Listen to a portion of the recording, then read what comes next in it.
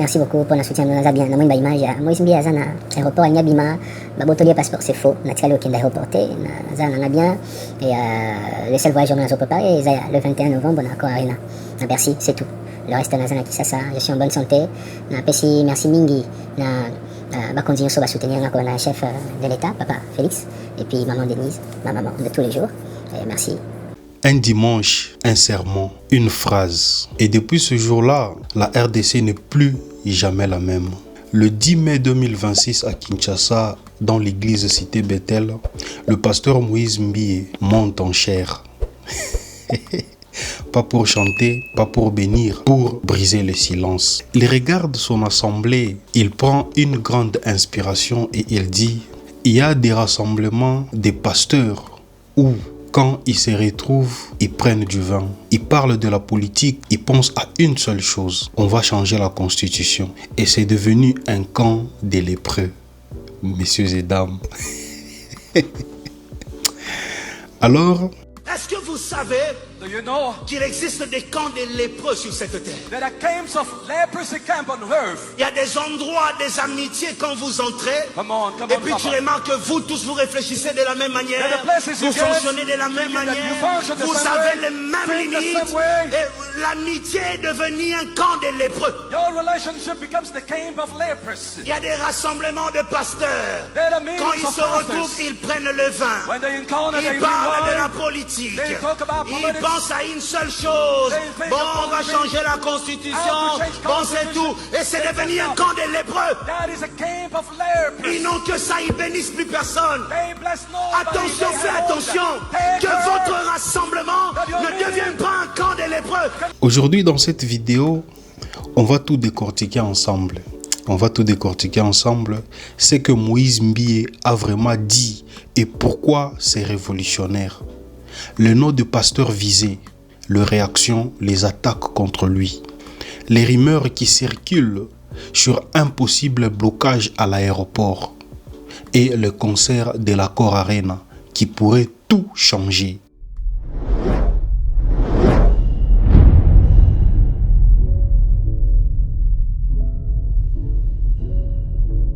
Alors, messieurs et dames, pour comprendre pourquoi Sermon a mis le feu à Kinshasa, il faut comprendre le contexte. Tout d'abord, en ce moment, la RDC est au cœur d'un débat politique majeur. Un débat qui divise le pays en deux camps. D'un côté, ceux qui veulent changer la constitution, la loi fondamentale du pays datant de 2006. De l'autre côté, ceux qui s'y opposent farouchement, car changer la constitution pourrait permettre au président Félix Tshisekedi de briguer un troisième mandat, ce que la loi actuelle interdit. Dans ces débats, l'Église a décidé de s'inviter à la table. Un groupe de pasteurs et d'évêques réunis sous la bannière de l'Église des Réveils du Congo a organisé un grand forum à Kinshasa. À leur tête, l'archevêque Ejiba Yamampia. Avec lui, des figures connues, le pasteur Godempoy, Pascal Mukuna, l'apôtre Léopold Mutombo Kalombo. Leur message était clair. La constitution doit changer pour accompagner la vision du chef de l'État. Et le même dimanche où Moïse Mbie prêchait contre eux, le président Félix Tshisekedi assistait au culte de l'église pentecôtiste des secouristes, présidé par ce même archevêque Ejiba Yamapia. Revenons d'abord à ce dimanche 10 mai. Moïse Mbie est en chair. Le thème de sa prédication est « Le courage influence la perception de soi ». En apparence, c'est un message spirituel, mais dans le contexte de la RDC d'aujourd'hui, chaque mot est une bombe. Il dit, j'insiste, ce sont ces mots exacts. Est-ce que vous savez qu'il existe des camps des lépreux sur cette terre et il y a des endroits, des amitiés dans lesquels tout le monde réfléchit de la même manière, où vous avez le même limite.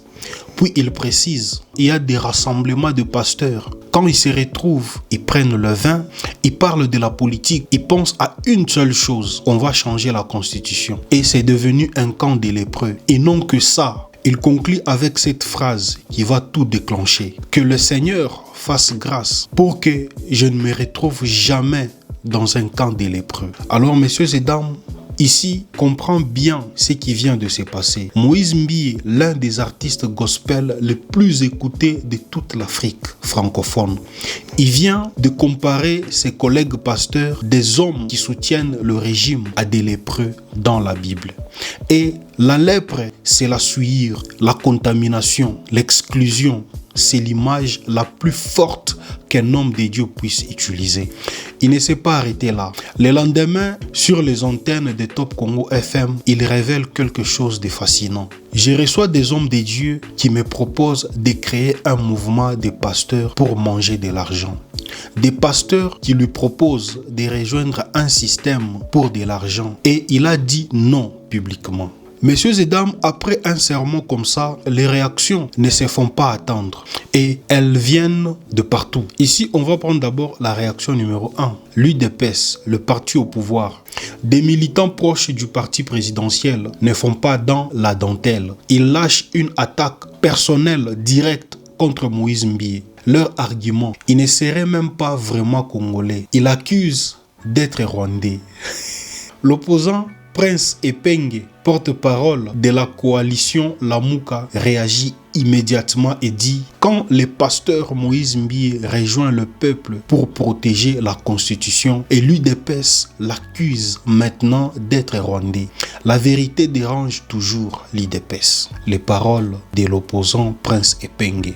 Il ajoute sur les réseaux sociaux « Ces lépreux avaient flatté Kabila. Aujourd'hui Félix, demain ils flatteront le diable lui-même pour de l'argent. » Réaction numéro 2, Epaphras Ikombi, l'ancien collaborateur. Epaphras Ikombi, évangéliste et ancien partenaire de Moïse Mbie, publie un message que tout le monde considère comme une réponse directe sans nommer Mbie. Il écrit « L'onction ne rend pas impoli. » Il estime que la jeune génération des prédicateurs doit encore faire ses preuves dans l'œuvre de Dieu avant de donner des leçons à leurs aînés. Ça, c'est la réaction des Epaphras Ikombi. Alors, messieurs et dames, réaction numéro 3, le CESAC, les régulateurs de médias. Le Conseil supérieur de l'audiovisuel de la communication prend la parole. Son président Christian Bossembe appelle tous les responsables religieux à la retenue dans leur prise de parole publique. Il parle d'une atmosphère qu'il qualifie délétère. Messieurs et dames, la réaction numéro 4. Le peuple congolais sur les réseaux. Sur Facebook, WhatsApp, TikTok, le verdict du peuple est sans appel. La grande majorité soutient Moïse Mbie. Les commentaires explosent. Des centaines de milliers de partages. Beaucoup disent « Enfin quelqu'un qui dit la vérité ». D'autres rajoutent « Mbie a vu loin ». Le conglomérat d'aventuriers vont bientôt regretter. Mais la question que tout le monde se pose désormais est simple. Moïse Mbie est-il devenu un opposant politique sans le vouloir? Je dois te parler d'une information qui circule depuis quelques jours. Et je vais être honnête avec toi, parce que sur Africa Safe, on ne te raconte pas de mensonges. Attention, ce que je veux te dire maintenant n'est pas confirmé officiellement. Il n'y a aucune déclaration des autorités, aucune déclaration de Moïse Mbie lui-même. Mais plusieurs médias congolais rapportent l'information et sur les réseaux sociaux, ça fait énormément parler. Il aurait été bloqué à l'aéroport international d'Njili. Son voyage aurait été stoppé net.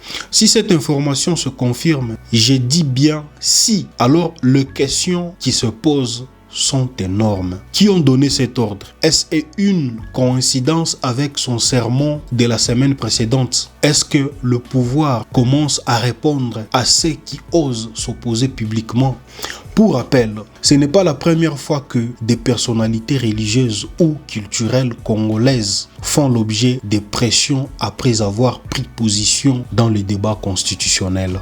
Mais encore une fois, messieurs et dames, aucune confirmation ni de l'État ni de Moïse Mbie. On attend, on regarde et dès qu'il y a du nouveau, Africa Safe sera là pour t'informer. Et c'est là où j'ai besoin de toi. Si tu as des informations sur ce sujet, écris-les en commentaire, partage cette vidéo et abonne-toi pour ne rien rater. Maintenant, quittons un instant les turbulences politiques pour regarder quelque chose d'historique. Parce que pendant toute cette tempête se déchaîne autour de lui, Moïse Mbie, lui continue de construire, de se préparer, d'avancer. Il y a quelques jours, il fait une annonce officielle. Le 21 novembre 2026, Moïse Mbie sera en concert à l'Accor Arena de Paris. L'Accor Arena, l'ancienne salle de Bercy, la plus grande salle de concert de France. 20 300 places. Pour te donner une idée, c'est là où se produisent les plus grandes stars mondiales. Beyoncé, Drake, les artistes qui remplissent des stades aujourd'hui. Un pasteur chanteur de Kinshasa va fouler cette scène.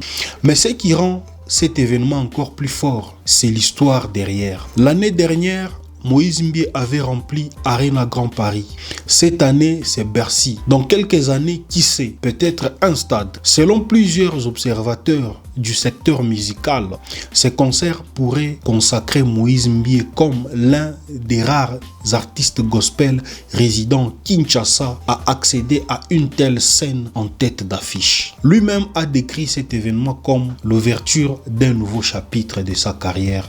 Il a invité sa communauté, sa grande famille à se mobiliser. Alors, ce que je peux te dire, pense à cela une seconde. Au moment même où certains essayent de le faire taire, il annonce le plus grand concert de l'histoire du gospel congolais en Europe. Si c'est pas du courage qui influence la perception de soi, alors qu'est-ce qu'on retient de tout ça? Moïse Mbie est aujourd'hui à la croisée des 4 mondes. La religion politique, la musique et le pouvoir populaire. Et cette vérité a divisé l'Église. Il n'a pas pris des cartes des partis. Il ne s'est pas déclaré opposant. Il a juste fait quelque chose de rare, de très rare en RDC et partout en Afrique.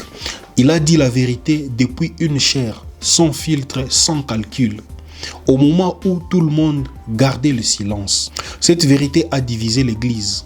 Elle a mis le feu à la politique. Elle a lancé des rumeurs sur son arrestation et elle a poussé des milliers de Congolais à s'élever et à dire enfin quelqu'un qui parle. L'histoire de Moïse Mbie en ce mois de mai 2026, c'est le reflet d'une RDC qui cherche ce repère entre ceux qui font de la foi un instrument du pouvoir et ceux qui font du courage un acte de foi. Ces débats sur la constitution, sur le rôle de pasteur, sur la liberté des paroles, ces débats est loin d'être terminé. Toi qui regardes cette vidéo, qu'est-ce que tu en penses? Est-ce que Moïse Mbie a bien fait de parler ou est-ce qu'un homme de Dieu doit rester loin de la politique? Dis-le-moi en commentaire et je vais lire chaque réponse. Si cette vidéo t'a appris quelque chose, partage-la. Une seule personne dans ton réseau qui ne savait pas et qui va maintenant comprendre ce qui se passe dans son pays, c'est déjà une victoire. Abonne-toi sur Africa Safe, active la cloche des notifications parce qu'on va continuer à suivre cette affaire de très près. Je suis Gino MD, merci de m'avoir regardé, à très bientôt.